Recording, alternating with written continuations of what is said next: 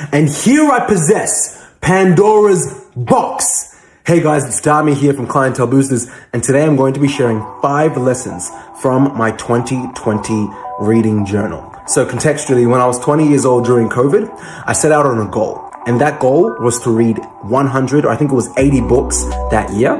I ended up hitting 61 books. And obviously I had Audible help me. Not all of the books that I read were physical, but I smashed through 61 books and I took over 25 to 35 courses on a variety of topics: personal development, sales, NLP, Neuro Linguistic Programming, marketing, influence, management, religion. I read and studied on a variety of things: politics, social hierarchies, social structures, political structures, race, religion, like a ton of stuff, gender, right?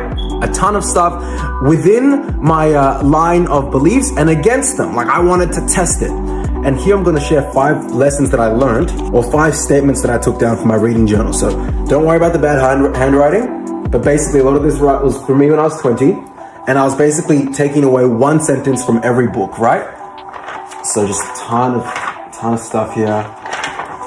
Different things. So business, you can't read this, but there's different columns, different pages: business, persuasion, sales, marketing. And then there's ones where it's like love, relationships, happiness, mind, psychology, success. Like, I don't know why I'm acting like you guys can read this, but basically, oh, guys, I'm interrupting the video. Listen, if you're enjoying what you're seeing, please like, share, and tag a friend. It means so much to me and the CB team. So like, share, and tag a friend, and it will help so much. So thank you guys, and back to the video. I made a lot of mental progression that year. Like I feel like I had a mental growth spurt in 2020. And now at 24, 4 years later, I'm able to use some of the things that I learned back then and apply them to business and life because I'm a bit older, because I'm a bit more mature, and because I guess I have more networking opportunity, right? So today I'll just talk about some of the business stuff. So Never Split the Difference by Chris Voss. Use your own name. It humanizes you. Don't just say their name. Here, because it says use your own name, I can be like, hey, my name is Dami, how you doing? But also on a demo, after you've done like the introductory call with them and you spent the first 1 minute learning about what they're doing, etc. Well, look, yeah, it's Clientele Boosters, blah, blah, blah, blah, blah, and we've been making communities, but look, let me just give you some information about myself. You see, my name is Dami Okadawa. Reintroduce yourself. It sounds corny, but people do it like Drake. A lot of celebrities do this. Let me reintroduce myself. My name is Hove, JV, right? There's a power when you reintroduce yourself and it humanizes you, right? So that's what I take from that. Okay, think big and kick ass. So this is from Donald Trump. His book, Think Big and Kick Ass. He always wore a $1,000 suit and carried $5,000 in cash.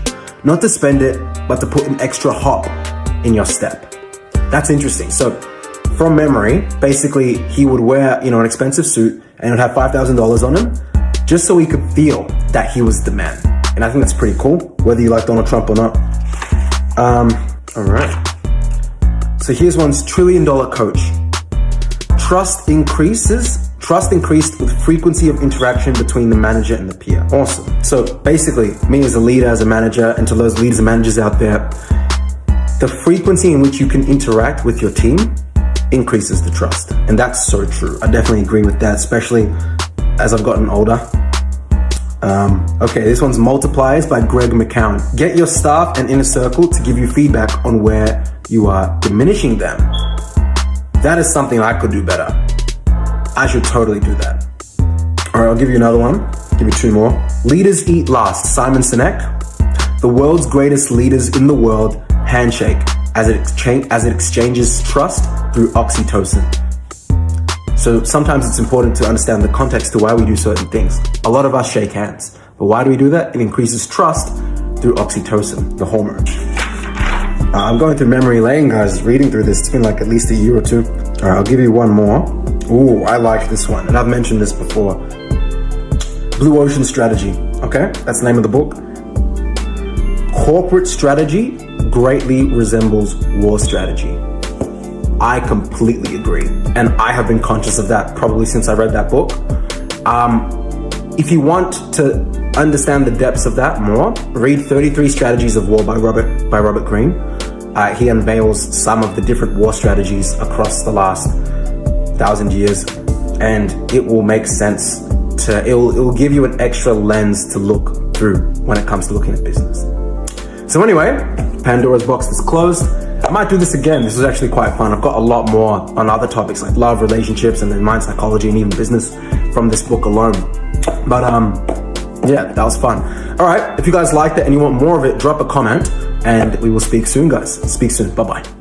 Hey guys, this is Stami here. Thank you for watching today's video. If you enjoyed it, just drop a comment below. Hit that subscribe button. It means a lot to us. And till next time, speak soon. Bye-bye.